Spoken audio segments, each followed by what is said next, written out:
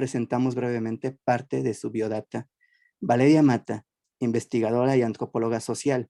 Sus líneas de investigación se han centrado en los cruces entre las prácticas artísticas y la antropología.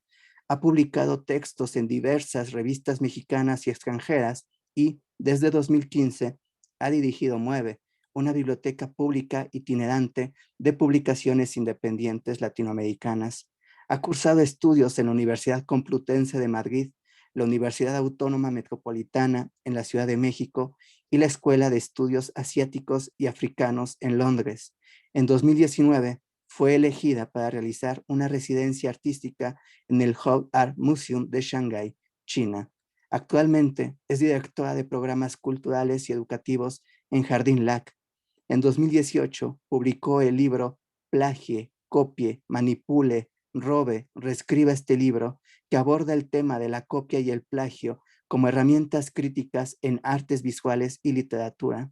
Su segundo libro, Todo lo que se mueve, acaba de publicarse y explora el significado de lo nómada, los diferentes aspectos del viaje y la itinerancia. Sin más preámbulos, le cedemos la palabra a Valeria Mata y le agradecemos que esté acá otorgándonos este taller. Muchísimas gracias, Iván, por la presentación y por invitarme a dar esta serie de charlas y este taller. Hola a todas, hola a todos, gracias por estar aquí. La verdad es un placer y un honor compartir con ustedes este espacio. Sé que todas y todos estamos pasando mucho tiempo en pantalla dando clases y demás, así que es muy valioso que hayan decidido apuntarse a este espacio, se los agradezco mucho.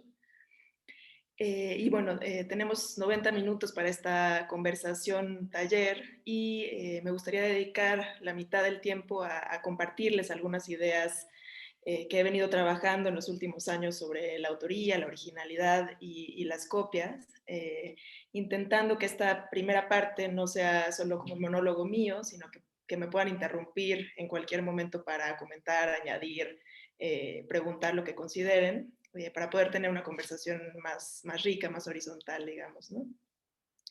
Y me gustaría que la segunda mitad del tiempo la dediquemos a hacer una especie de ejercicio, experimento muy dinámico y tener un tiempo también para compartir las experiencias y resultados que surjan a partir de este breve ejercicio y de lo platicado a lo largo de este tiempo.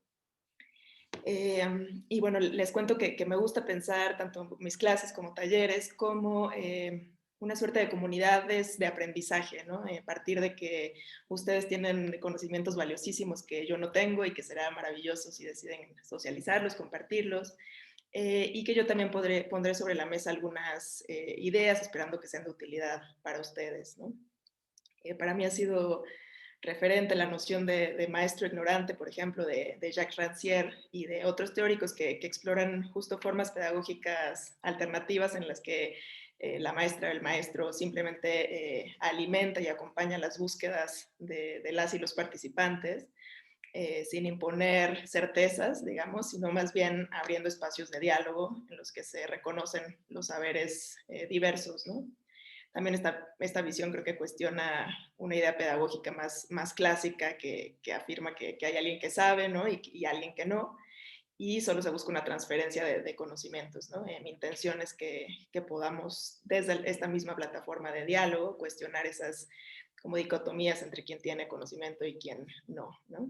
Eh, entonces, bueno, para empezar, ya Iván comentó un poco sobre mi área de estudio, pero me gustaría compartirles un poquito más sobre mis líneas de investigación para enmarcar mejor esta charla que les voy a compartir hoy, charla taller. Yo soy antropóloga, como decía Iván, me he centrado en hacer investigación interdisciplinaria, ¿no? He explorado con especial interés los cruces o las intersecciones entre la disciplina antropológica y otros campos del saber. Especialmente son dos cruces los que me han interesado mucho. El primero es el de la relación de la comida con la antropología, es decir, la dimensión social y política de nuestras formas de comer, que es un tema apasionante, pero del que no voy a platicar el día de hoy. Y el otro tema o el otro cruce que he trabajado es el de la antropología con las prácticas artísticas y literarias, y de esa relación sí voy a platicar hoy. Entonces voy a compartir mi pantalla para ir viendo algunas imágenes mientras voy hablando. Como les decía, para ir comentando esta conversación, pueden ya sea escribirlo por chat o directamente quitar poner su micrófono y saltar a la conversación. Sí, ese es mi final. Ok. Entonces, bueno, ¿qué significa pensar las prácticas artísticas, escriturales o creativas desde un enfoque antropológico? Pues significa prestar atención al hecho de que toda práctica artística, que engloba las prácticas escriturales, creativas, literarias, es en sí misma una práctica social, ¿no? Significa hacer énfasis en la dimensión colectiva y cultural que subyace en estas prácticas y ver que aquellas prácticas que nos han dicho que son individuales o aisladas o puramente psicológicas, son más bien fenómenos sociales, ¿no? El acto de leer, por ejemplo, no es algo que se aprenda y se realice en solitario, como hemos pensado a veces, sino que tiene un sentido relacional, ¿no? Así como la escritura, como veremos a lo largo de esta conversación, tampoco es una acción individual y su aprendizaje pues tampoco ocurre al margen de la sociedad, ¿no? A lo largo de esta conversación también veremos que a quien consideramos una autora o un autor no es precisamente un ser de otro mundo con cualidades muy diferentes a las personas comunes, sino que es alguien que tiene un contexto, un género, una historia social y ciertas condiciones materiales de vida, ¿no? Yo siempre he pensado que la antropología lo que permite es hacer extraño lo familiar, ¿no? Y desde esta distancia también poder ser críticos con aquello que consideramos normal, ¿no? Bueno, ¿qué tiene que ver todo esto, este preámbulo, con el tema de la copia y el plagio del que me invitaron a conversar hoy? Y todo empezó porque hace varios años, a partir de observaciones y reflexiones, me di cuenta que había muchos conceptos que solemos naturalizar o dar por hecho sin cuestionarnos mucho, ¿no? Como uno de ellos es la originalidad, pero también está la creatividad, la autoría, la genialidad del autor individual, por ejemplo, o la propiedad privada de las obras, de los textos.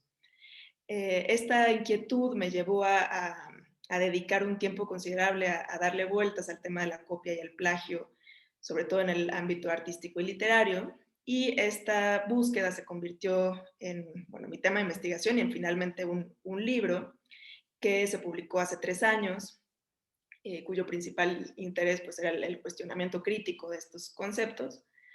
Y para ello pues usé materiales de ámbitos diversos, siguiendo con esta idea de los cruces, con la literatura, la crítica literaria, estética, filosofía, economía política, historia del arte, etcétera, para abordarlo de una manera un poco más integral. Por supuesto, el fenómeno del plagio puede abordarse desde distintos campos, ¿no? Que no se relacionan con el ámbito artístico o literario, como puede ser el ámbito académico, pensemos en la piratería comercial, por ejemplo, pero justo pongo sobre la mesa que no ha sido como mi línea de investigación estos otros campos que merecen un análisis aparte. Me ha servido mucho la noción de campo de Pierre Bourdieu, la que dice que, bueno, pues cada campo está regido por lógicas distintas, jerarquías distintas, relaciones distintas, ¿no? Voy a tener aquí abierto el chat para cualquier... Listo. Bueno, me preguntan dónde se puede comprar. Se agotó hace un año, estamos trabajando en la segunda edición con una editorial de Guadalajara que se llama Impronta, que seguramente esté listo a finales de este año. Pero sí, esta primera edición se terminó pronto. De todas formas, quienes quieran consultarlo, yo puedo enviárselos en PDF, al final les paso mi correo con muchísimo gusto y se los comparto en PDF. Bueno, esta es otra imagen del libro. Y bueno, me di cuenta también en esta investigación que ha imperado una definición como muy judicial del plagio, ¿no? Fundamentada en que existe como una voluntad manifiesta del escritor, del artista, para engañar a los lectores o a los espectadores, ¿no? Como una intención criminal que debe ser analizada por un juez, que suele tener como un papel de policía en busca de las pistas del crimen. También estuve como indagando que para ayudar a desentrañar estas como motivaciones profundas de los llamados plagiarios, incluso se ha recurrido a la psicopatología moderna, ¿no? Desde una perspectiva psiquiátrica se ha hablado, por ejemplo, de intertextualidades compulsivas, ¿no? De cleptomanías literarias, y en especial hay un concepto que me parece interesante, que es el de la criptomnesia, significa recuerdo oculto, y que empieza a operar desde mediados del siglo XIX más o menos y que se define como una incapacidad de recordar experiencias lectoras previas, lo que nos lleva a olvidar de dónde obtenemos la información que recibimos y asumirla como de nuestra autoría, ¿no? Sin embargo, yo pensaba, bueno, ¿cuántas veces hemos pensado también que nuestras ideas son novedosas y originales, ¿no? Y un tiempo después descubrimos que en realidad las asimilamos inconscientemente de alguien más, ¿no? Creo que esto forma parte de nuestra manera cotidiana de pensar y de crear y resulta como un poco cómico pensar que por ello tenemos una patología seria, ¿no? Nuestra escritura, nuestro pensamiento en general es un encadenamiento de citas infinitas que vienen de otras y de otros, pensaría yo, ¿no? A lo largo de esta conversación estaré como planteando algunas preguntas generadoras o provocadoras que pueden ir articulando nuestras reflexiones y que no pretenden ser como contestadas, como les decía en un inicio, con ciertas como certezas o respuestas fijas, sino que nos van a servir para indagar, ¿no? Me gusta en mis clases también trabajar con esta idea de preguntario, ¿no? De lanzar preguntas y que sea un espacio para preguntar, ¿no? Entonces, bueno, a partir de esta pregunta, eh, varios autores han hablado de esta idea de la pertenencia a las palabras, la propiedad. Hay un autor que especialmente me gusta mucho, que es Mikhail Bakhtin, que reconocía que nuestras palabras siempre son prestadas, ¿no? Que el lenguaje no es una propiedad individual, sino una diversidad de hablas, un territorio compartido, una especie de caja de herramientas que no le pertenece a nadie, ¿no? También Julia Kristeva, por ejemplo, ha dicho que el lenguaje, y sobre todo el literario o el poético, tiene esa peculiaridad de absorber una multiplicidad de diálogos, de textos, de materiales. Y de hecho, la misma etimología de la palabra texto viene del latín textus, que significa precisamente tejido o enlace, ¿no? Que se teje, que se enlace, pues una diversidad de hablas, de materiales, de textos, de palabras, ¿no? Vemos que en esto que toda nuestra actividad humana, si lo pensamos, se sustenta en estas interconexiones y conversaciones. Eh, y bueno, mi intención era y es relacionar este fenómeno con el plano de lo social, ¿no? Es decir, analizar el tema de las copias y los plagios no solo desde un ámbito puramente literario, artístico, incluso jurídico, sino desde lo que hay alrededor, ¿no? Lo que la gente piensa sobre ello. No desde un enfoque, digamos, punitivo o castigador, sino desde la exploración de los significados que hemos construido socialmente, ¿no? Y aquí lanzo algunas preguntas más, ¿no? Que también van a servir para articular reflexiones. Y sería, por ejemplo, ¿qué valor le damos a la originalidad? ¿Por qué cuando nos damos cuenta de que algo es una copia pierde su valor o nos indignamos? ¿Qué ideas tenemos, por ejemplo, sobre la autoría, sobre la propiedad? ¿Quién es un plagiario?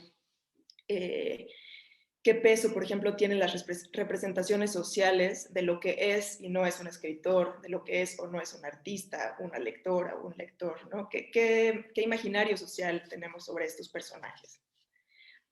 Todas estas preguntas obviamente entran en el terreno de la antropología, ¿no? Porque tienen que ver con nuestras creencias, nuestras valoraciones, nuestros imaginarios, todos ellos construidos dentro de un contexto y una cultura. Eh, Esta es una imagen reciente que encontré. Es común encontrar como estas imágenes en la red y en espacios publicitarios en las que algunos conceptos no quedan tan claros, ¿no? Hay mucha ambigüedad en relación a estos conceptos, por ejemplo, qué significa perder la identidad al copiar, qué significa ser original. Creo que parte del problema también ha sido que exista mucha confusión en estos términos, ¿no? Eh, bueno, como sabemos, copiar es comúnmente castigado en varios ámbitos, pero en el ámbito artístico y creativo, que es donde yo me he centrado, pues bueno, suele considerarse una práctica pues muy poco ética, cargada de repudio social, ¿no? Que se presenta como amenaza.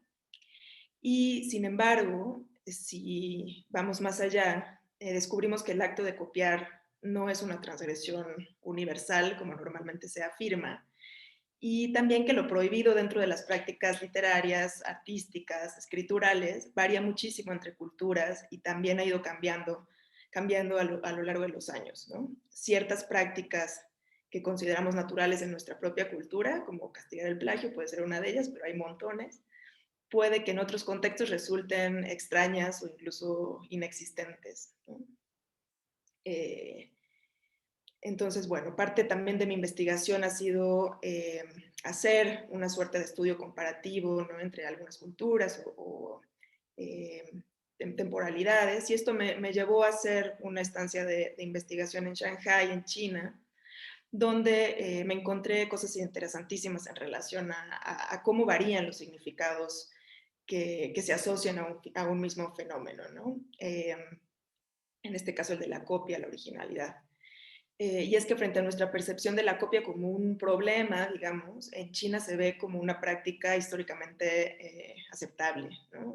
La idea de originalidad, que si nos ponemos a pensar es muy valorada para las culturas occidentales, presupone un comienzo, ¿no? Presupone que la creación de objetos e ideas nace a partir de un principio absoluto y, como su nombre lo dice, de un origen identificable, ¿no? Sin embargo, la concepción de la historia en China, y no solo en China, sino en la India también sucede esto, por ejemplo, en la tradición oral, no es precisamente lineal, ¿no? No suele hablarse de un origen o de un inicio, sino que se concibe a la realidad en un estado de surgimiento permanente, ¿no? No se le concede, por lo tanto, especial importancia al original, y una copia no supone necesariamente una amenaza, ¿no? Esto para decir que todos estos imaginarios también se relacionan con concepciones de la historia, de la filosofía, incluso de la religión, ¿no? Desde Confucio, por ejemplo, en China se le daba una importancia mucho mayor a transmitir que a crear, ¿no?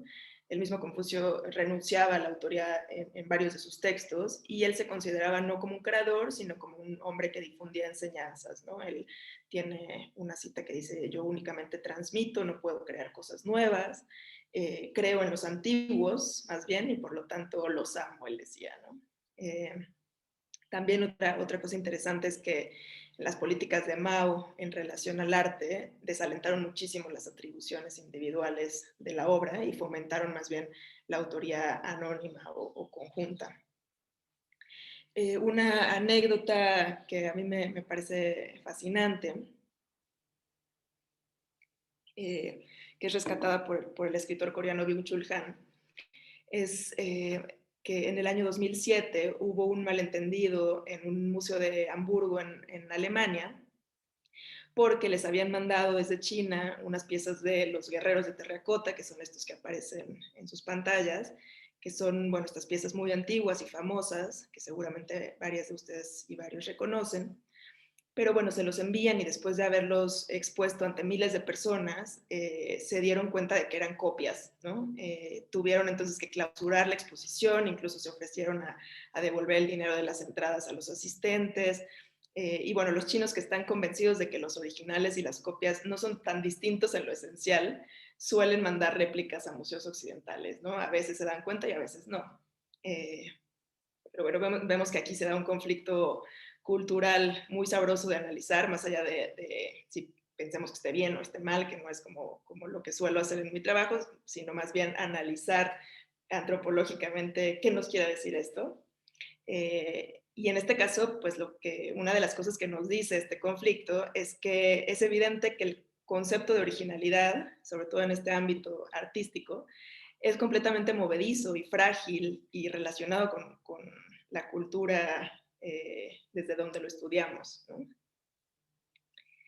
Eh, bueno, otro tema que está muy relacionado con esto y que tiene variantes culturales e históricas es nuestra forma de entender la creatividad. Esto se relacionará obviamente con la autoría individual, ahora lo veremos, pero lanzo esta segunda o tercera pregunta, no sé cuántas voy, pero esta pregunta más, que es, ¿qué es para mí la creatividad? ¿No? Es otro concepto que solemos naturalizar, ¿no? Que damos por hecho eh, su significado. Pero pensemos que la actividad generadora o creadora, a veces pensamos que surge necesariamente como de una vocación individual, pero si lo pensamos, la creación también nace de un aprendizaje social, ¿no? Solemos pensar que el autor, el artista, el escritor, o los investigadores también, investigadoras, trabajan su obra en solitario, ¿no? Sin influencias, creando desde cero, ¿no? Cuando en realidad toda práctica artística, si lo pensamos, toda forma de conocimiento, de producción, es un fenómeno social, ¿no? Un proceso que implica relacionarnos con los otros, imitarles, escucharles, y eso que llamamos creación no es necesariamente un suceso repentino, sino un proceso dilatado, ¿no? Pasar de ver la creación de algo que surge de la nada a la creación como un proceso dilatado, un diálogo profundo también con lo que ya se ha hecho antes. En otras palabras, las prácticas artísticas, en este caso, son como todo trabajo humano, una actividad grupal, ¿no? Una red de cooperación entre muchas y muchos.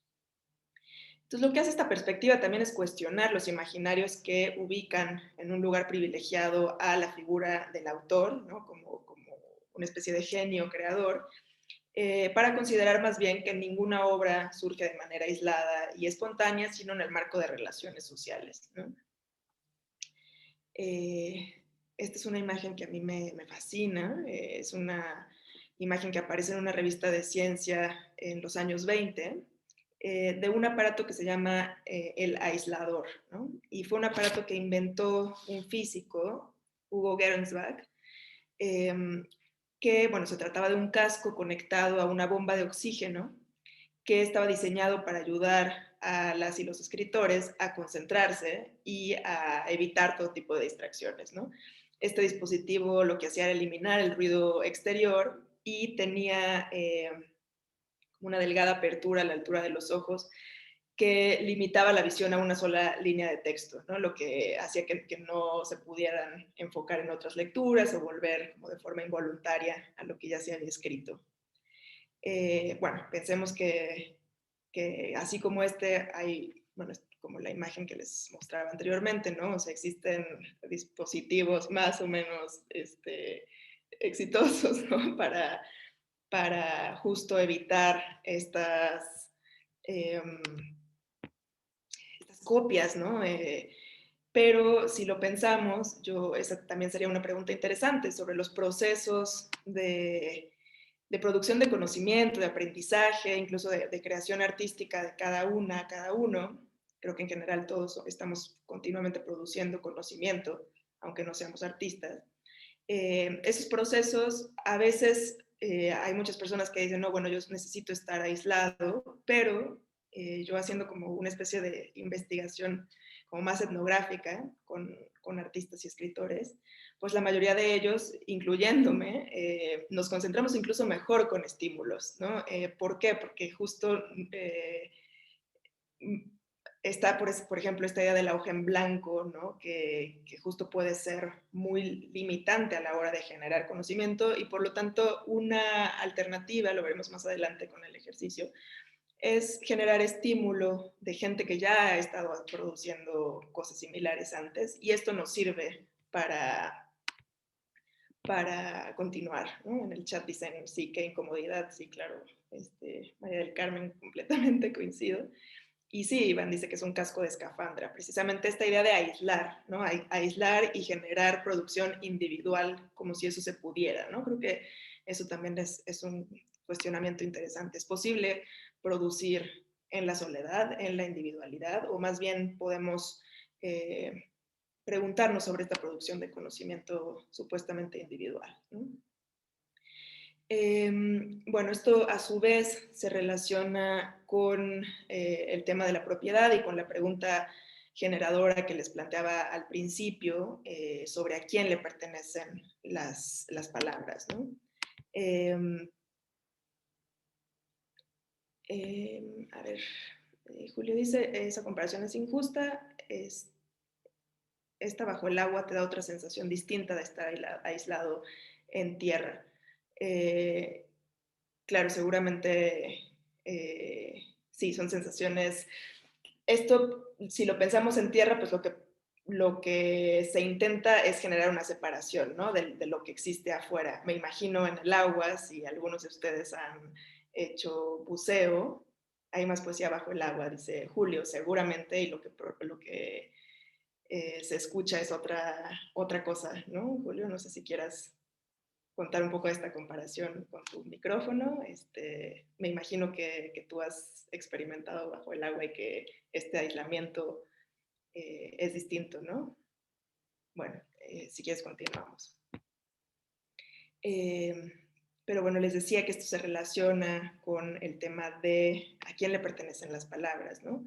Y otro elemento presente en mi investigación es la pregunta por las formas que tenemos de relacionarnos con la propiedad, ¿no? Estas formas tampoco son naturales porque no tenemos certeza de que en todos los lugares del mundo se dé por hecho que un autor deba reivindicar como la propiedad de una obra, ¿no? Esta propiedad absoluta, individual de las obras, es extraña también en muchas culturas donde es difícil que un solo individuo, incluso una sola corporación, tenga la explotación exclusiva de una obra, ¿no? Esta pregunta justo es la que les planteaba antes, ¿no? ¿Cómo es mi proceso de aprendizaje creativo, de investigación? Si algunos de ustedes son docentes y generan, obviamente, continuamente materiales para dar sus clases, ¿cómo es ese proceso, ¿no? ¿Cómo lo llevo a cabo? ¿Sentándome en mi escritorio con la hoja en blanco o más bien me remito a otras experiencias para ir construyendo mi investigación, mi itinerario, etcétera? Si alguna o alguno de ustedes quiere compartirnos a partir de esto, también con gusto sería ideal escuchar, ¿no? Y si no, un poco más adelante, como vayan decidiendo. Esto se relaciona con algo que una escritora que yo admiro mucho, que se llama Cristina Rivera Garza, ha propuesto, y lo que ella dice es que sería necesaria una poética de la desapropiación. Justo para cuestionar el dominio que hace aparecer como individual una serie de trabajos que más bien son comunales, ¿no? Que carecen de dueño. Desapropiar pues significa literalmente desposeerse del dominio sobre lo propio para configurar lo que Rivera Garza llama comunalidades de escritura, ¿no? En las que justo hay especial énfasis en el cuidado mutuo, las prácticas del bien común, ¿no? Ahorita vamos a hablar un poquito más de esto. Y entonces ella habla de estas escrituras desapropiadas, ¿no? Que no tienen dueño en el sentido estricto del término, y introduce este concepto que son escrituras impropias, ¿no? Y esto, como la polisemia de esta palabra me parece interesante, y es que por un lado es impropia en el sentido de que no nos podemos apropiar de estas escrituras, y por otro lado lo impropio como lo incorrecto, ¿no? Lo que cuestiona. Por lo tanto, justo son escrituras críticas, ¿no?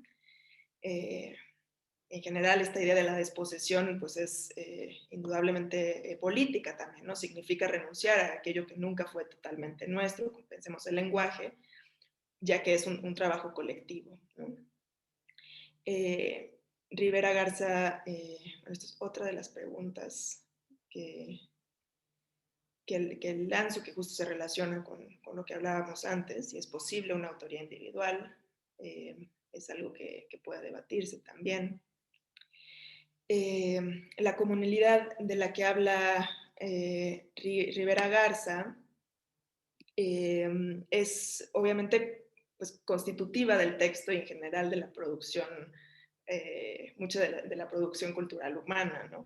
Y lo que se refiere con la idea de comunalidad es que es una experiencia de pertenencia mutua, que es de trabajo colectivo con las y los otros y con el lenguaje, ¿no? Esta imagen es de un tequio, que justo es otro ejemplo de experiencia de comunalidad fuera de las prácticas como culturales y artísticas. Se trata, pues seguramente muchos y muchos de ustedes saben, de una forma de generar apoyos mutuos, proyectos, espacios construidos colectivamente. Eh, son formas de organización propias de los pueblos mesoamericanos y pues son formas que se contraponen radicalmente a la idea de propiedad, ¿no? De autoría. Bueno, también pensemos que la invención de la imprenta en el mundo occidental, en 1436, está estrechamente relacionada con la idea de propiedad intelectual, con la noción moderna de autor, por ejemplo.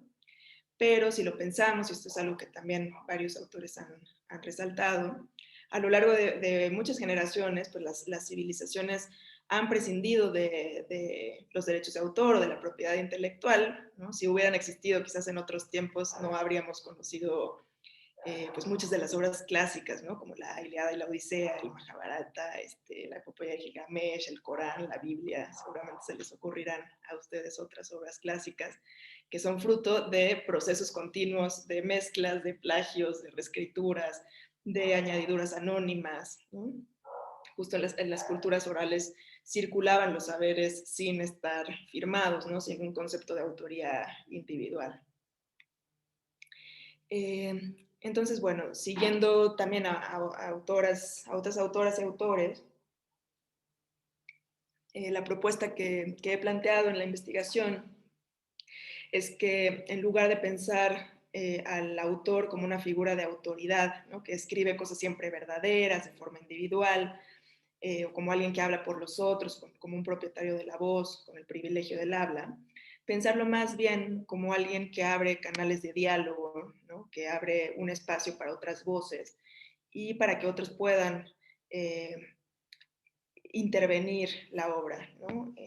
Nos dice María del Carmen que todas ellas, a pesar de las copias, son excelentes y lograron su cometido. Claro, ¿no? Justo pensemos lo que genera a nivel de cultura colectiva en la construcción de una obra como, pues no sé, pensemos en la Ilíada y la Odisea, ¿no? La misma Biblia, ¿no? O sea, justo quién es el autor, ¿no? Hay toda una comunidad que construye ese conocimiento y que su criterio o sea, su validez o su importancia no vienen dadas por quien lo dijo, sino por sí, como Mari Carmen dice, el cometido, ¿no? La transmisión de estos conocimientos. Gracias, Mari Carmen. Y pensando justo en estas posibilidades de abrir la obra para que otras y otros intervengan, hay muchísimos ejemplos, pero yo les voy a platicar de algunos muy brevemente, que suelo como utilizar para mis clases. Este es un ejemplo de una obra abierta, ¿no? E inconclusa, que es el Museo de la Novela de la Eterna, del escritor argentino Macedonio Fernández. Y se trata de una especie de novela que comienza, si se puede decir que comienza también, con 56 prólogos y continúa con 20 capítulos breves, varias dedicatorias, poemas, aclaraciones, y al final hay un capítulo titulado A quien quiera escribir esta novela, en el que lo que hace es invitar a otros lectores a plagiar su libro, ¿no? A continuar su trabajo, y él mismo lo dice con o sin su nombre, ¿no? Lo que le interesa es que su obra se siga reproduciendo y que se manipule sin necesariamente poner su nombre, ¿no? Es continuar este espacio. Pues es solo un ejemplo, pero existe un sinfín de artistas y escritores que se reivindican incluso como plagiarios y que ven justo en la escritura un arte combinatoria, ¿no? Como donde ellos solo mezclan materiales preexistentes sin necesariamente crear algo desde cero, ¿no? En este caso, ¿qué sería la creatividad, no? yo pensaría que seleccionar, analizar, editar, encontrar una línea que articule los materiales. No se trata obviamente de un copiado y pegado, sino de una labor de lectura minuciosa de los materiales, ¿no? Como en este ejemplo también de otro artista que lo que hizo fue intervenir su libro favorito y lo que hizo fue generar una obra completamente distinta con la materia prima que ya estaba escrita, ¿no? Como una labor de reciclaje, pero de resignificación al cortar las palabras y generar otro mensaje, ¿no? Eh, nos dice Julio que le recuerda la historia sin fin de Michael Ende, que tiene muchas historias inconclusas, y dice que incluso escribió una historia corta basada en una de ellas. Claro, ¿no? Esta idea de lo no cerrado para mí es muy fértil, ¿no? Cómo generar procesos de pensamiento y procesos creativos que permitan a los otros introducirse, ¿no? Julio aquí pues es un ejemplo de que a partir de eso él escribe tomando como referencia esto y es una especie de detonador, ¿no? Para la producción creativa, ¿no? En lugar de ver a las obras como algo intocable, ¿no? Que puedan justo ser reelaboradas, completadas. Esta es una frase que se relaciona con esto del fotógrafo español Joan Foncuberta, ¿no? En el que justo habla del reciclaje, ¿no? Que si ya hay mucho material en el mundo, exceso de imagen, él habla de imágenes porque es fotógrafo, pero pensemos que hay texto, información, palabras, eh, cómo no contribuimos tanto a su sobresaturación, sino más bien cómo hacer una labor de reciclaje con esto, ¿no? O sea, recuperar la materia prima que hay ahí, recombinándola para generar significados distintos, por lo tanto creativos también, pero una labor de recuperación, ¿no? Me parece una idea muy interesante a la que también le he dado vueltas. Otro ejemplo de esta escritura como combinatoria y plagiarística, digamos, que suelo poner en mis clases, es el poemario de la escritora mexicana Sara Uribe. Este poemario se llama Antígona González, está libre en internet para descargarlo. Lo publicó en 2012 y ella misma describe este libro como una pieza conceptual basada en la intervención y la reescritura, ¿no? Sara Uribe siempre ha reconocido que toda escritura es una voz colectiva. Recupera esto que Rivera Garza decía de que escribir no es soledad. Y está Natalia Ramírez levantando la mano. Si quieres, éntrale, Natalia, te escuchamos. No, discúlpame, se me hundió el botón, discúlpame. No te preocupes, yo estaba contenta de que alguien iba a participar. Bueno, si se te ocurre algo en algún momento, te escuchamos. Bueno, y lo que hace Sara Uribe en este libro es como un ejercicio admirable, ¿no? De recolección, de búsqueda, de ensamblaje de distintos materiales, ¿no? Entre ellos notas de periódico, entradas de blogs, incluso textos académicos.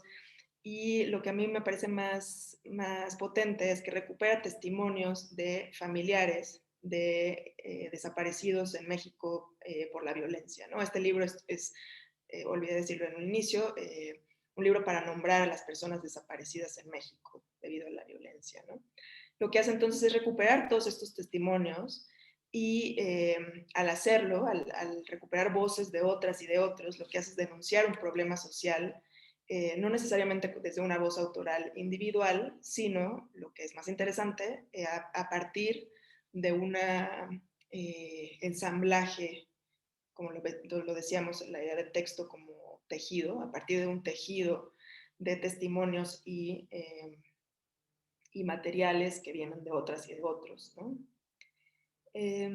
Entonces, bueno, ejemplos como estos nos muestran que muchas veces las copias o las escrituras recombinatorias o una especie de plagio crítico no supone necesariamente un ataque al funcionamiento del arte, de los valores éticos, sino que pueden funcionar también como herramientas críticas, como transgresiones, como juegos con las palabras, que cuestionan el sistema autoral y al valor de la originalidad y que proponen otros modos, ¿no? Alternativos y muy estimulantes de trabajo, de escritura o de colaboración. Iván habla de la técnica del corte de Burroughs o los experimentos de Bernstein, el anti-Humboldt de García Manríquez, perdón, sería buenísimo que lo hubiera hecho García Márquez, de García Manríquez. Todos ellos son resignificación. Todos estos son experimentos que ustedes pueden buscar.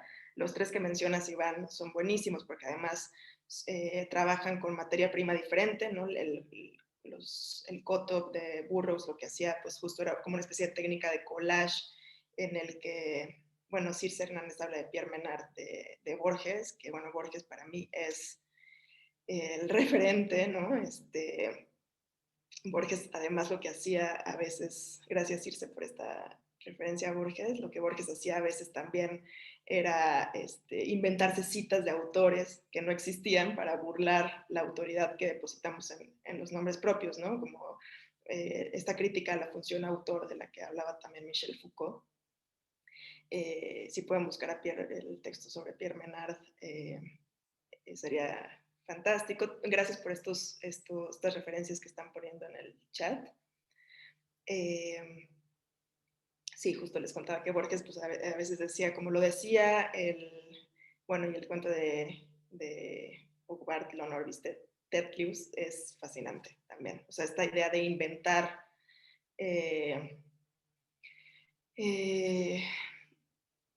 espacios, personajes y darles una realidad, digamos, ya no solo fantasiosa o ficticia, sino que darles una agencia, me parece, referencias inventadas todas ellas, completamente. Yo he trabajado también alrededor de las autorías ficticias y nombres inventados de muchos autores alrededor del mundo y en distintas épocas, que justo para burlar esta idea de la autoría, se inventan sus propios nombres, ¿no? Y eso nos cuestiona también sobre como la credibilidad que ponemos en las figuras del autor. Si lo dice tal, si es un nombre que me están dando, creo, por lo tanto en él y no lo cuestiono, ¿no? Todos estos autores, entre ellos Borges, justo se inventaban estas cosas como críticas, ¿no? Justo me parece, yo lo he abordado como ficciones críticas de invenciones críticas, ¿no? Nos hablan también de los seudónimos de Stephen King. Circe, qué maravilla todas estas referencias, a ver si en algún momento también puedes compartirnos un poco más. El tema de los seudónimos y los heterónimos es fascinante porque pensemos, por ejemplo, seguramente les suena Pessoa, que se inventaba, Iván ya puso ahí sus heterónimos, se inventaba todos estos personajes, les hacía incluso una carta astral a cada uno de ellos, y producía, incluso generaba críticas a los cuerpos de obra de cada uno, o incluso llegaba a reuniones y se disculpaba diciendo que uno de sus heterónimos, obviamente, de sus inventados, no lo había dejado ir, ¿no? O sea, toda esta idea de generar invenciones para criticar la autoridad que depositamos en las figuras autorales es un tema fascinante, ¿no? María del Carmen dice, buscando credibilidad y aceptación en sociedades, ¿no? Sí, totalmente, y además a partir del juego, ¿no? La idea del humor, del juego, y de cómo introducirnos en el campo artístico autoral con este tipo de trampas que no son en ningún sentido como poco éticas, creo yo, porque en general lo que se está haciendo es jugar con el lenguaje, ¿no? Críticamente con el lenguaje y la posibilidad humana de la invención, ¿no? Bueno, están saliendo muchas referencias, también Julio habla de los libros de lo oculto inventados en las historias de Lovecraft y su círculo. Esa referencia, yo no conocía esto de los libros de lo oculto inventados, pero me lo voy a anotar, Julio, gracias. Es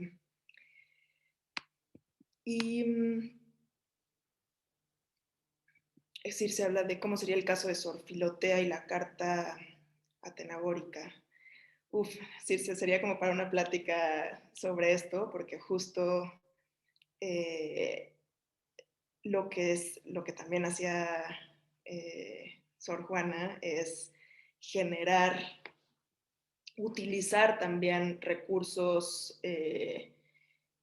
como sancionados como legítimos en la época, como las cartas, la correspondencia, y para generar una legitimidad a partir de esto, ¿no? Una formalidad.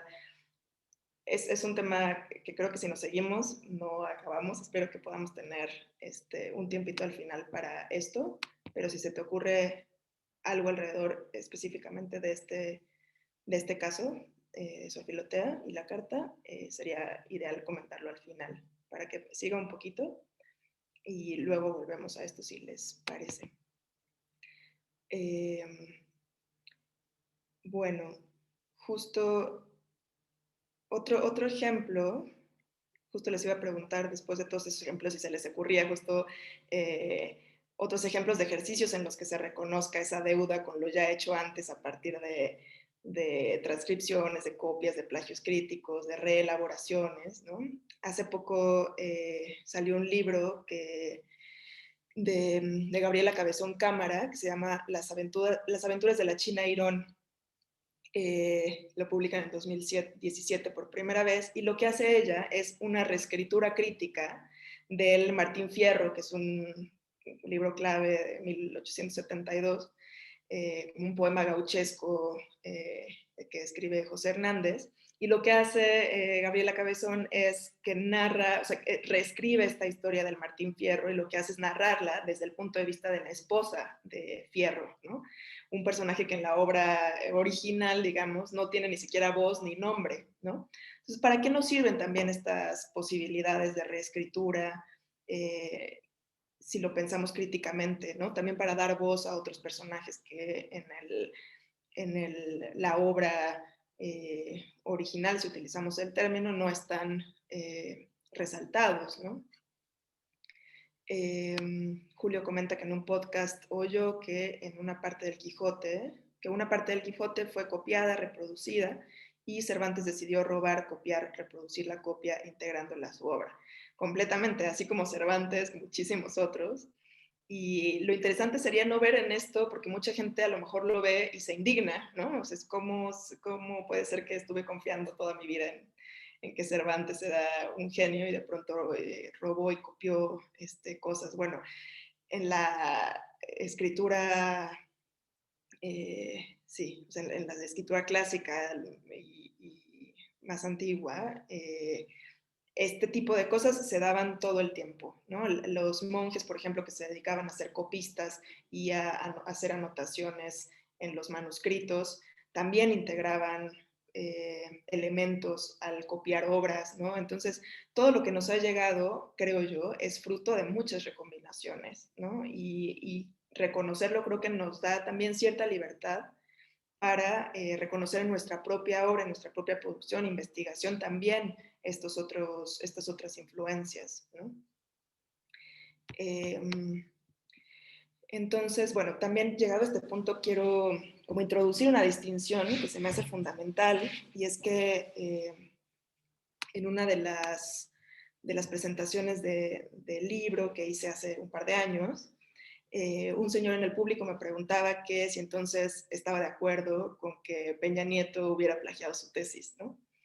Y aquí entra la diferenciación que no podemos pasar por alto, ¿no? Hasta ahora me he referido a prácticas de copia, de remezcla de materiales y de un tipo de plagio que podríamos llamar crítico, porque quienes lo llevan a cabo pues no buscan apropiarse de los materiales y hacerlos como de propiedad individual, o no buscan tampoco despojar a otros, sino todo lo contrario, ¿no? Promover un acceso más democrático a los materiales culturales o hacer evidente la colectividad detrás de una obra, pero sí existe un tipo de práctica en la que se copia a otros, a otras, sin reconocimiento y acorde a pues, ciertas exigencias de producción propias de nuestro sistema actual, ¿no? Capitalista, ¿no? Motivadas por la prisa, por la expropiación, por la reivindicación de la autoría individual sin reconocimiento, etcétera. Y si lo pensamos en casos como estos, el autor que pretende hacer pasar como propio un texto de una autoría ajena, pues lo que hace es dejar el sistema autoral intacto y no sale del circuito como del capital, la propiedad al que estamos haciendo crítica, ¿no? Creo que el caso, por ejemplo, de Peña Nieto, pero muchos otros más, en los que solo hay sí, como una apropiación individual de algo que generó otra u otras personas, siempre son otras personas, pero hacer esta cosa de apropiación casi expropiando, creo que no es en ningún sentido como una herramienta de crítica, ¿no? Creo que es una de tantas estrategias que también encubren relaciones de poder, de explotación, de aprovechamiento, ¿no? Eh, no es mi campo de especialización, pero pensemos también en el ámbito académico cuando de pronto una investigación eh, es, se le adjudica a una sola persona, cuando en realidad quien trabajó esa investigación es una serie de, a veces estudiantes, investigadoras, investigadores que no tienen el reconocimiento y solamente se adjudica a un solo autor, ¿no? Generalmente más reconocido. Entonces esto, contrario a los ejemplos que hemos estado poniendo, pues no me parece como una herramienta de crítica, ¿no? Creo que la propuesta planteada también en esta conversación y en general en mi investigación, pues no es esa defensa de un tipo de plagio en los que los autores se adjudiquen obra de otro para mantener su fama, para beneficiarse económicamente, para mantener el estatus del nombre propio. Justo no iría por ahí la propuesta, ¿no? Como también para contestarle al señor que siempre le contesto en mi cabeza a partir de esa pregunta que me hizo. Y entonces para mí es necesario como diferenciar, sobre todo, pues hablando en un ámbito en el que todas y todos nosotros estamos, que también tiene que ver con la producción de conocimiento, con las comunidades de aprendizaje. Hay algunas preguntas que a mí me han dado algunas pistas y hay muchas, ¿no? Pero estas tres me han servido mucho para hacer esta diferenciación de cuándo el plagio o las prácticas de reescritura y remezcla son extractivistas y cuándo son cooperativas o críticas, ¿no?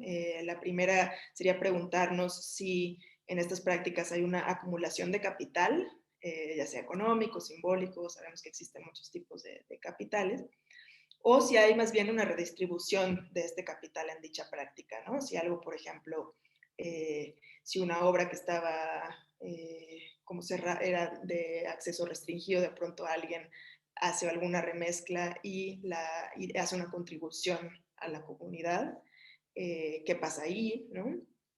Preguntarnos si hay despojo o si hay recombinación de significados sin ninguna enajenación. Y esta que me parece también fundamental, si estoy borrando a quienes me permitieron elaborar mi pensamiento o si más bien estoy evidenciando su trabajo y compartiéndolo con las otras y los otros al mostrar las costuras de mi práctica, ¿no? Si hablamos de que los textos son tejidos, a mí me gusta pensar que podemos mostrar las costuras de nuestros tejidos, ¿no? Julio nos dice como los premios Nobel en ciencias que reconocen poco la contribución de los colaboradores. Así es, completamente, ¿no? Creo que en el campo de las ciencias poco a poco se ha ido reconociendo la contribución de los equipos, ¿no? Científicos, porque hay, y no digo que sea, o sea, como que ya se haya hecho todo ahí, ¿no? O que ya estén del otro lado, pero creo que se reconoce que o sea, inventar algo no puede hacerse por una sola persona porque hay muchísimo conocimiento acumulado eh, eh, allí, ¿no? O sea, para generar algún tipo de fármaco, por ejemplo, todo mundo colabora para hacerlo posible, ¿no? Nos dice Martín Sánchez Camargo que en Occidente pesa mucho el concepto de mercado, que convierte un artefacto cultural en mercancía y por lo mismo en propiedad del autor que puede vivir de sus regalías, ¿no? Esto acentúa la importancia de la propiedad en el medio científico académico, no solo el respeto a la dimensión ética formal. Sí, el tema del mercado y de la dimensión económica es fundamental. También ha habido como una problematización del tema del derecho de autor y lo que implica en regalías, ¿no? Porque se ha dicho, varios autores han dicho que precisamente habría que problematizar que los autores puedan vivir de sus regalías, ¿no? Normalmente hay ahí como como letras chiquitas en los que pensamos que los autores viven de ello, cuando en realidad a veces viven un poco más, por ejemplo, de conferencias donde los contratan, de dar talleres, de compartir este conocimiento, porque si lo pensamos, el porcentaje de devolución en términos de regalías, si le preguntamos a varios artistas o escritores, la verdad es que es mínimo, ¿no? Entonces, desde el surgimiento por ejemplo, el copyright y los derechos de autor en sus inicios, lo que pretendían era más bien proteger a las editoriales o a las imprentas en su momento para que ellas tuvieran el monopolio de la producción, distribución y explotación de la obra. Pasa lo mismo en música, por ejemplo, Julio dice, como en las publicaciones científicas, que cobra para publicar y para leer las publicaciones, el autor no recibe nada de ese dinero. Muchas veces esto sucede, ¿no? Que es la plataforma la que recibe la mayor parte de los ingresos. Pensemos, no sé, hay muchos terrenos, ¿no? Pero musicalmente en, en Spotify el porcentaje que se les da a los productores es mínimo, ¿no? Entonces, es interesante, es también otro tema, ¿no? O sea, cómo problematizar el tema de las regalías y pensar a quién también está beneficiando este sistema de protección supuestamente autoral, ¿no? Eh, respecto a esto que comenta también Martín, hay un colectivo de artistas, escritores que se llama Wooming, que es un colectivo de escritores italianos que han publicado todas sus obras colectivamente, ¿no? Con este nombre de Wooming, que es un nombre inventado. Han cambiado de nombre, de pronto se pusieron también Luther Blissett, que es el nombre de un futbolista de Jamaica, y tomaron su nombre. Y es toda una especie de encubrimientos muy interesantes. Pero lo que hacen ellos es publicar sus libros colectivamente y a la par publicarlos libres en la red. Lo que ellos han dicho, además sus libros han sido bestsellers, sobre todo en Occidente, y contrario a lo que se suele pensar de que si tú abres tus derechos a partir de licencias de copyleft, de Creative Commons o derechos abiertos, a veces pensamos que el autor no se quedaría con nada, ¿no? Y ellos lo que dicen es, de alguna manera desmienten esta idea y dicen, la verdad es que al publicar nuestros textos libres online, lo que hace la gente es querer comprar el libro en físico, ¿no? Han tenido como esta estrategia de que si tú ves y lees un texto online que te gusta mucho, seguramente nos ha pasado a muchos de nosotros, lo que haces es buscarlo y comprarlo en papel, ¿no? Algunos no, algunos también tienen sus bibliotecas digitales y también funciona así, pero para ellos es incluso una estrategia comercial liberar sus textos, ¿no? Martín nos comenta que la meritocracia tiene su engañoso mecanismo, pues se sustenta en una trayectoria académica por medio de estas estrategias. Totalmente, Martín. O sea, creo que sobre todo en Occidente tenemos esta idea en inglés le llaman como, ¿cómo le llaman? Como este hombre hecho a sí mismo, ¿no? Self-made man o algo así, ¿no? Que justo sube y crece en términos de éxito por sí mismo, ¿no? Por supuesto que es engañoso porque lo que hace es esconder toda una serie de procesos que son colectivos, ¿no? En donde, por ejemplo, creció esta persona, cómo se socializó, cuál fue su contexto, eh, su contexto de clase, ¿no? cómo llegó allí, ¿no? Lo que hacen estas, por ejemplo, hemos escuchado mucho de como todos estos nuevos emprendedores de Silicon Valley, ¿no? Que son jóvenes que de pronto, o Bill Gates, ¿no? No me acuerdo si era Bill Gates u otro eh, como empresario millonario que pasaron de tener su laboratorio en su cochera a tener los millones, ¿no? Este salto no es tan individual y tan sencillo como nos lo pintan, creo yo, sino que tiene que ver con toda una serie de relaciones que tuvieron que acontecer para que esta persona llegara a esta situación de poder, de estatus y de reconocimiento, ¿no? Me imagino que es un poco por ahí por donde ibas, Martín, pero me parece muy interesante esta idea de la meritocracia como algo que encubre las relaciones sociales, ¿no? Bueno, también otro tema interesantísimo y que daría también para otras 2 horas de charla, es el tema del surgimiento del Internet. ¿Y qué pasa?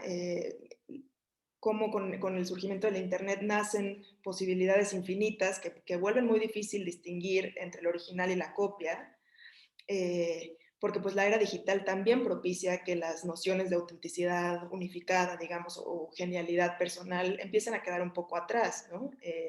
Frente a esta idea del escritor como dueño de la obra, pues surgen movimientos de cultura libre, de licencias copyleft, de Creative Commons.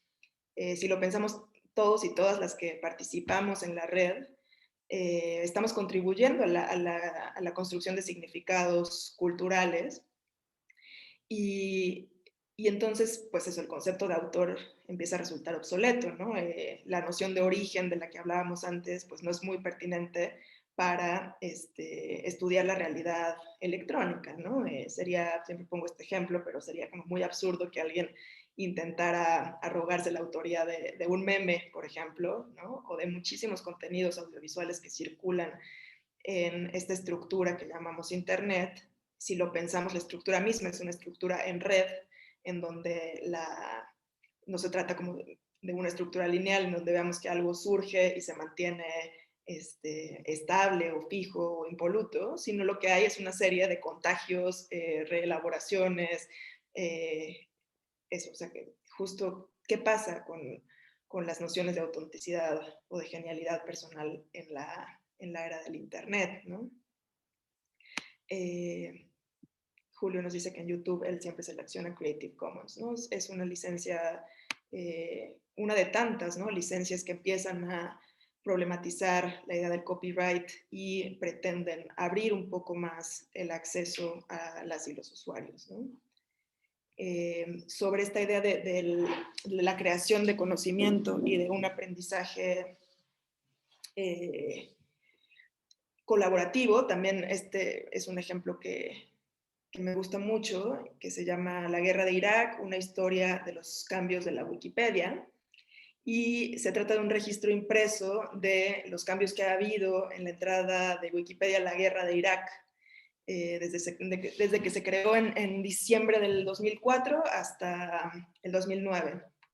Y entonces es un total de 12,000 cambios, casi 7,000 páginas que se convierten en estos 12 volúmenes impresos, que contienen pues diferencias de opinión, divergencias políticas, modificaciones en las cifras o momentos incluso en los que un usuario borra miles de palabras para escribir Saddam Hussein era un idiota, ¿no? O sea, este tipo de cosas nos hacen pensar también en una forma diferente de hacer historiografía, ¿no? O sea, frente a esta idea como un poco más también autoral de la historia oficial, ¿qué pasa con cómo estamos repensando nuestra historia o nuestras historias, ¿no? Obviamente el Internet es un terreno de múltiples posibilidades, pero que también tiene muchas ambivalencias y dobles filos que también merece la pena como analizar a detalle y que en como taller no hay tanto tiempo, pero pensemos también en las ambivalencias de Internet en términos de monopolio, centralización, etcétera, ¿no? Entonces, bueno, ya como para ir pasando a como un breve ejercicio, quería como cerrar esta primera parte, pues como diciendo que la cultura y el tiempo en los que vivimos me parece que nos retan a repensar conceptos que creíamos incuestionables, ¿no? Que hoy en día la comunicación entre textos, imágenes y diversos materiales está pues más extendida que nunca. Y esto favorece el intercambio constante entre eh, pues, productores, distribuidores, lectores, públicos. Y pues al modificarse las opiniones y también las posturas en relación a la copia, a la originalidad, aumenta también el interés de teóricos, de artistas, eh, por experimentar, investigar y cuestionar sobre todo esta representación de la creación como un acto como singular de un sujeto individual, y al mismo tiempo pues nos hace replantearnos de forma crítica los procesos de producción de conocimiento y los conceptos de los que hoy hablaba, ¿no? Como el de la autoría, la originalidad y estas prácticas de copia y de escritura. Y pues bueno, mi opinión personal también es que la escritura y la lectura pues deben ser un motor para producir otros textos, otros materiales, ¿no? Y que pues estos trabajos plásticos, escritos, literarios, no, como grandes, ¿no? No deberían verse como estos monumentos intocables, ¿no? Sino como referencias abiertas que pueden manipularse, ¿no? Cuando una lectura nos provoca el deseo de escribir o hacer algo con esto que recibimos, pues para mí es una buena señal, porque en esto recae su valor social, relacional, ¿no? Y digamos como en términos pedagógicos, ¿no? Ya que estamos como en un grupo de docentes, considero que todo proceso de aprendizaje se lleva a cabo imitando técnicas, ¿no? O copiando, así como aprendemos a hablar escuchando a nuestros padres, o aprendemos a vestirnos viendo a nuestros hermanos como lo hacen. Así creo que también sucede en el proceso de aprendizaje, ¿no? Establecemos relaciones con varios autores, con varios modelos, pero a veces este culto a la originalidad rechaza estas prácticas que son fundamentales para cualquier proceso de investigación, ¿no? Eh, si lo pensamos a fondo, pues la imitación es fundamental para aprender, porque nos da referencias, nos genera estímulo, provoca un contagio saludable, dice Iván, que es la mímesis, como decía Aristóteles. Claro, Aristóteles hablaba de imitar el mito, ¿no? De replicar eso que ellos les llegaba a través de los mitos griegos, cómo lo replicaban en la vida diaria. Había que aprender de los antiguos, ¿no? Y cómo se aprendía imitando, ¿no?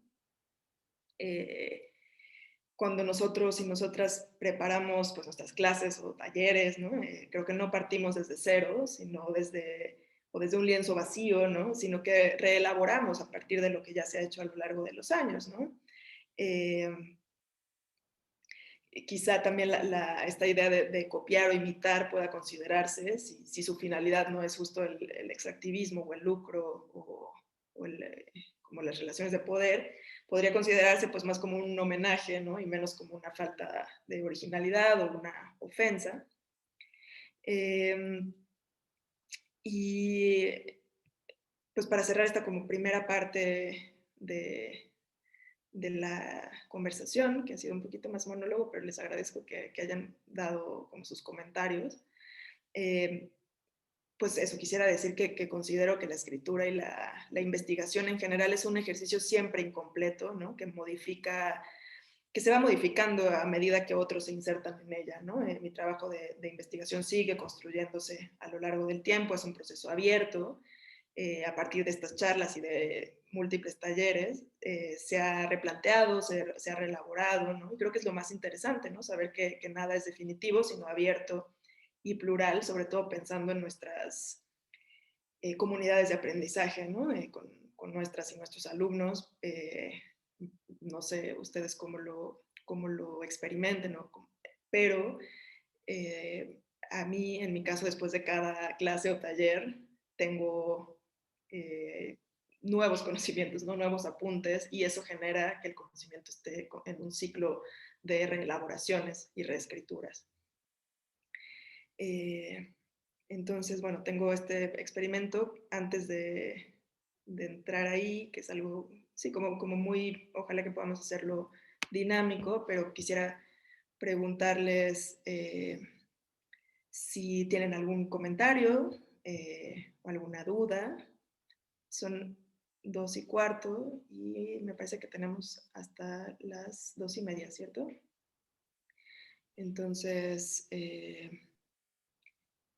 propondría que si no tienen alguna duda pasemos a este como experimento para cerrar como un poco más relajados. Juan Manuel dice todo muy interesante y también aprendí mucho. Muchísimas gracias, Juan Manuel. Es el chiste, que sea estimulante para todas y todos. Voy a dejar de compartir pantalla. A ver si... bueno, no, porque esto me va a servir. Sí. Sigo todavía compartiendo la pantalla.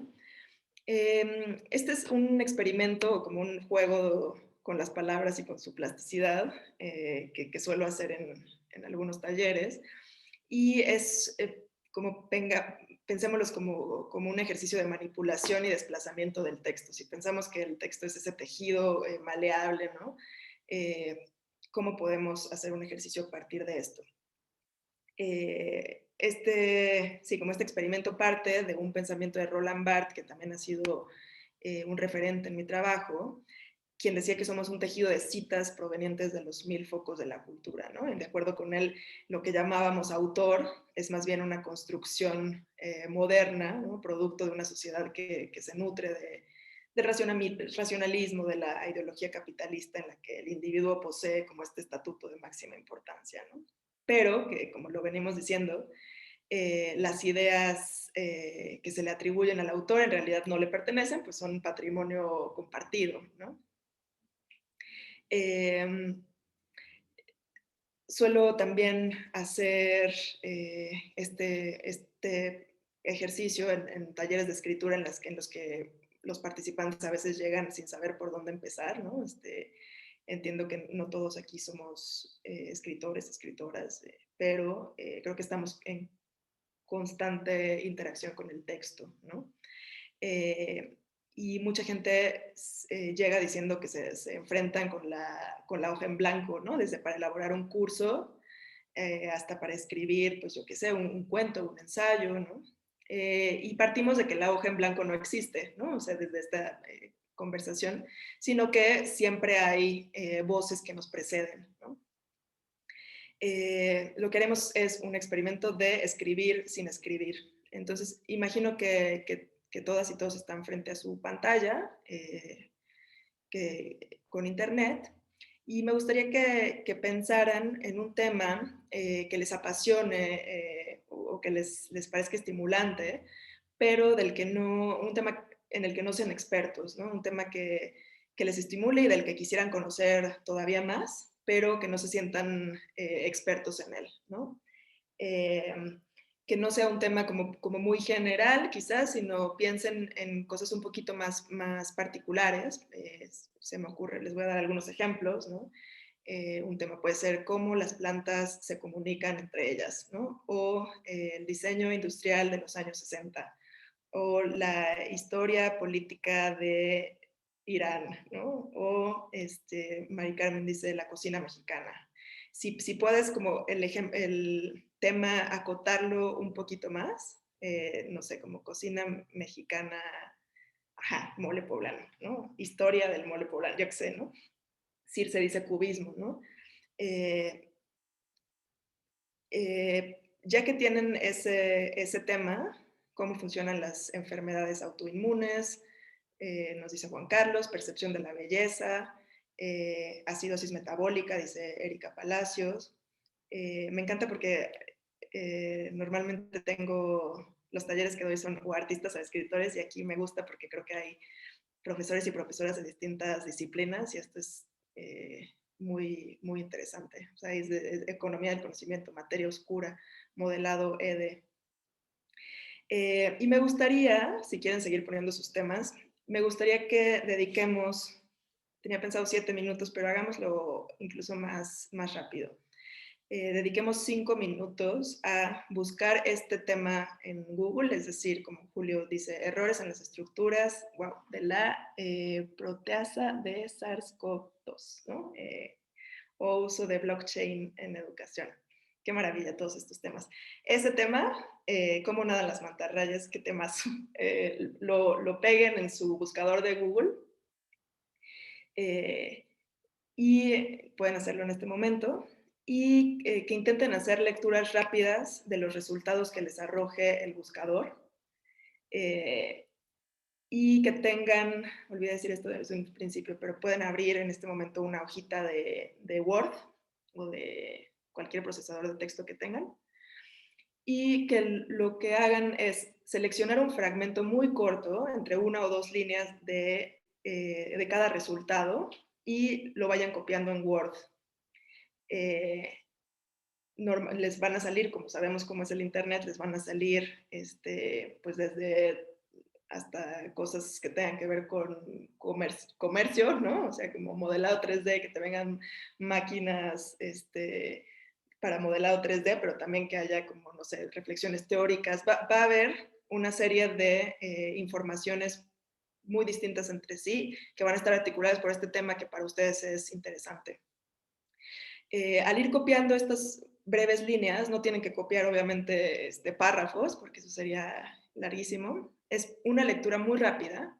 Copian 1 o 2 líneas de estos resultados y lo unen en este Word para formar un párrafo también muy breve, ¿no? Entonces tendríamos cómo nadan las mantarrayas de José Manuel. Y va copiando estas líneas en su Word, ¿no? Materia oscura de Martín López, ¿qué me dice los resultados rápidos de Google en materia oscura? Cuando hay más tiempo, este ejercicio lo hacemos, ustedes sigan con esto, ¿no? Corren estos 5 minutos, yo voy a seguir como platicando, ustedes como que tenganme de fondo. Cuando hay más tiempo, este ejercicio lo hacemos también con imágenes y se generan mapas de información muy interesantes, con imágenes súper disímiles, pero que se articulan.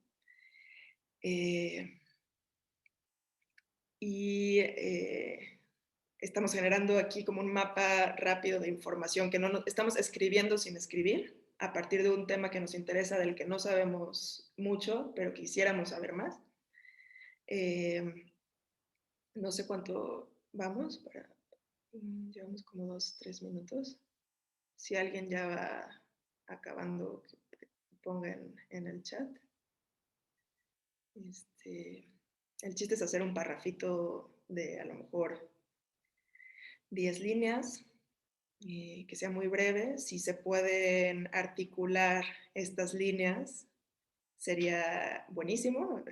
Es poco tiempo para hacerlo, pero si ustedes pueden de alguna manera hacer una articulación que haga sentido, ¿no?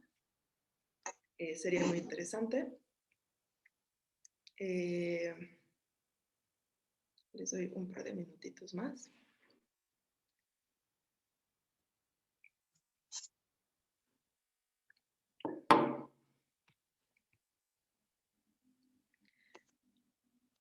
La mayoría de los temas serían cosas que normalmente no, esos son intereses que nos estimulan, pero que no usamos tanto en nuestra vida como más profesional, o sí, pero de los que no hemos indagado a fondo, ¿no? O sea, justo lo ideal es que sea un tema del que no han buscado muchísimo antes, ¿no? Sino que lo tienen ahí rondando sus intereses.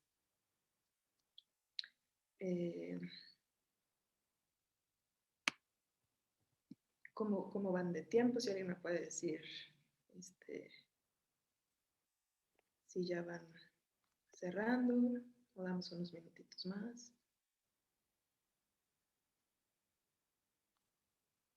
Dice Circe que encontró 3 sitios distintos con la misma información.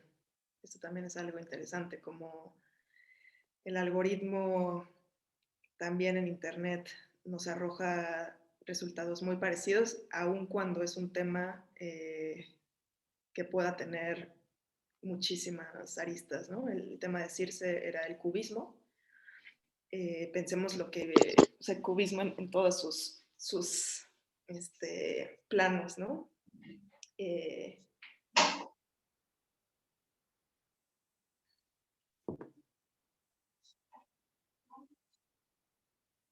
no sé si alguno de ustedes va terminando.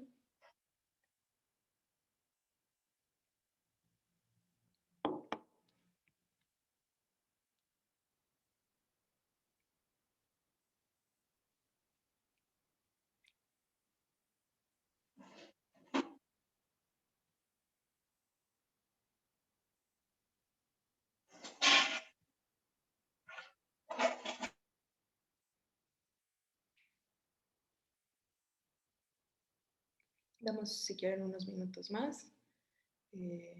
Tenemos todavía un ratito más. Me están avisando que tenemos todavía un rato más para ronda de preguntas, etcétera. Entonces, si les parece, sí, damos 5 minutitos más para esta como desplazamiento de texto. Recuerden eh, no detenerse tanto, sino que es una lectura rápida, implica como plasticidad del pensamiento también, y que no tenga que hacer sentido tan rápido, ¿no? Luego ya ustedes generarán el sentido, pero para ir desplazando, háganlo con la mayor como dinamismo posible, casi como también ejercicio de, sí, de plasticidad del pensamiento y de la lectura, ¿no? José Manuel nos pregunta si pegamos el párrafo. Creo que ahorita que terminemos el ejercicio, o sea, vemos si alguno de ustedes quiere compartirlo. ¿Qué tan largo dice Valentina? Yo proponía uno de 6 a 10 líneas, pero si en este tiempo que es breve quieren... El chiste es que no peguen párrafos tan largos, porque eso implica que tienen que leer todo el párrafo y que muchos de ustedes no lo harán, que es como esto que suelen hacer muchos alumnos que son como dos, o sea, sin leer pasan como grupos de líneas de texto sin leer nada, ¿no? El chiste aquí es que lo leamos con atención y que sean 2 líneas, por ejemplo, de cada resultado que nos arroje el Google. Es decir, para tener control y atención sobre la información que tenemos en nuestro Word. No tendría que quedar como un documento de 10 páginas, sino una sola página, media página, digamos. Nos comenta Circe que recuerda el caso de los cadáveres exquisitos. Sí, ese es un ejercicio bien interesante que también suelo hacer en talleres como más presenciales, porque creo que es un poco más sabroso. Pero bueno, es justo una como práctica escritural propia del surrealismo, ¿no? Nos dice que en línea también ella lo ha intentado y sí, es casi imposible. Se trata de un proceso en el que alguien escribe una línea, ¿no? Sobre algún tema, ¿no? De pronto yo lo detono con ciertos temas, entonces les digo, no sé, mantarrayas, y entonces uno empieza a escribir, lo van pasando al resto de los integrantes y van escribiendo a partir de lo que escribió la otra persona y se crea un texto maravilloso proveniente de esos escritos de todas y todos los participantes, un texto hecho de manera colectiva. Como un renga, dice Iván. Sí, exacto.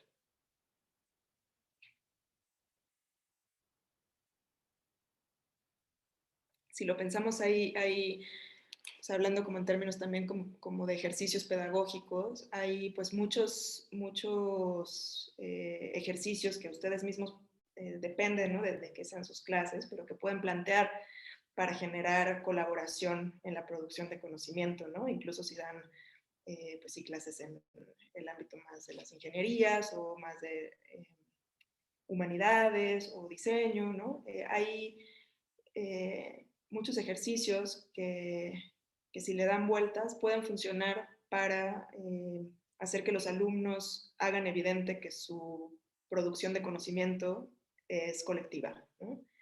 Este es uno, el que nos comenta Circe es uno de ellos. pero sería como algo para darle vueltas, ¿no? Cómo cuestionar la autoría dentro de mi aula, ¿no? Cómo promover ejercicios que despierten la autoría conjunta, ¿no? Y bueno,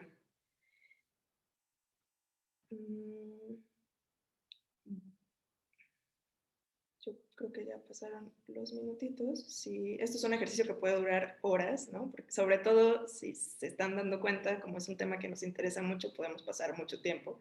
Y es además como un relajamiento de temas que normalmente estamos acostumbrados a pensar y que a veces ya son como una inercia. Esto nos refresca también y nos hace como yo parto siempre de la idea de que todos y todas somos investigadores y que también se puede desacademizar la investigación en el sentido de que estamos investigando en todo momento, ¿no? Sobre todo como docentes, creo que siempre estamos investigando cosas diferentes. Entonces, bueno, voy a ir como articulando este ejercicio. Justo al ser una modalidad de taller virtual, como les decía, en la que no podemos vernos las caras y socializar los resultados como de manera más presencial, les propongo dos opciones para socializar estos resultados, o no solo resultados, sino experiencias, que puedan, una opción sería que pudieran prender su micrófono y cámara o solo micrófono, y que nos cuenten muy brevemente cómo fue su experiencia con este ejercicio o que nos lean algo de su experimento, que normalmente salen cosas raras y interesantes. Esa es una opción. Otra opción es que peguen solamente un fragmentito de este ejercicio en el chat. Eso, que no pase de ser un párrafo de 5 líneas, ¿no?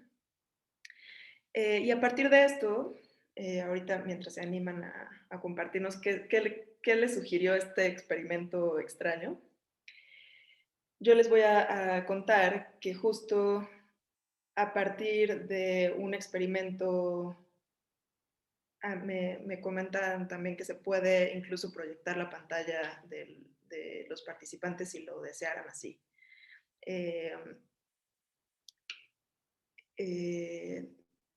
Si de pronto, este es un ejercicio que se puede hacer, como les decía, con imágenes, y ahora que estoy pensando en lo de proyectar en las pantallas, funciona muy bonito porque se genera hasta un collage de imágenes interesantes que se van pegando.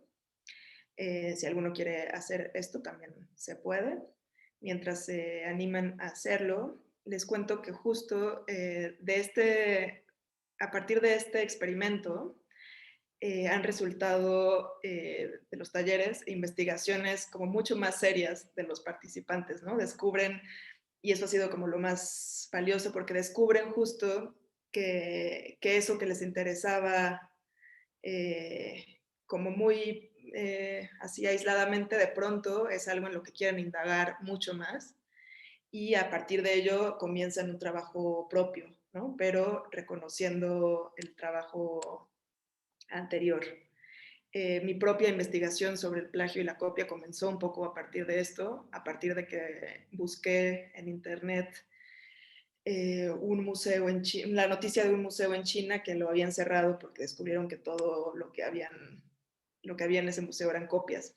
Entonces, buscando a partir de eso, salió esta investigación de la que les hablo y ese libro, y yo justo pienso en este ejercicio como un detonador de pensamiento y de aprendizajes. Algunos ya están pegando.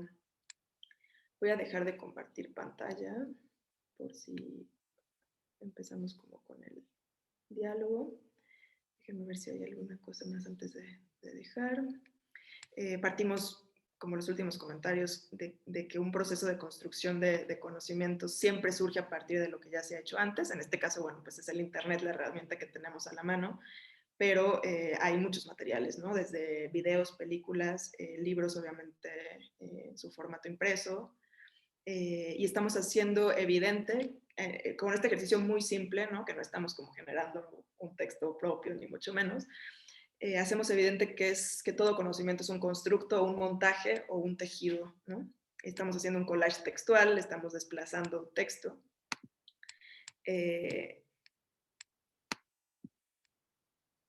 Y mientras siguen pegando sus ejercicios o se van como decidiendo a compartir, normalmente doy estos minutos para quienes no se habían animado, de pronto sí se animen. Les doy este último ejemplo con el que suelo cerrar, que es un trabajo que acaban de publicar en Perú, se llama Constitución Política del Perú, de un poeta peruano, que lo que hizo fue utilizar las palabras que aparecen en la Constitución del Perú, ahora mismo se me va el año de la Constitución, y lo que hizo fue tomar esas palabras y recombinarlas para hacer un libro de poesía. Lo que hizo fue escribir sin escribir, precisamente, utilizando materia prima que ya estaba elaborada y recombinándola para dar un significado completamente nuevo. O sea, esto es un libro de poesía además maravilloso, con otro sentido del que tiene la Constitución. Y quería cerrar como con este ejemplo, porque muchos de los ejercicios terminan convirtiéndose también en algo parecido a esto. Voy a dejar de compartir para ya centrarme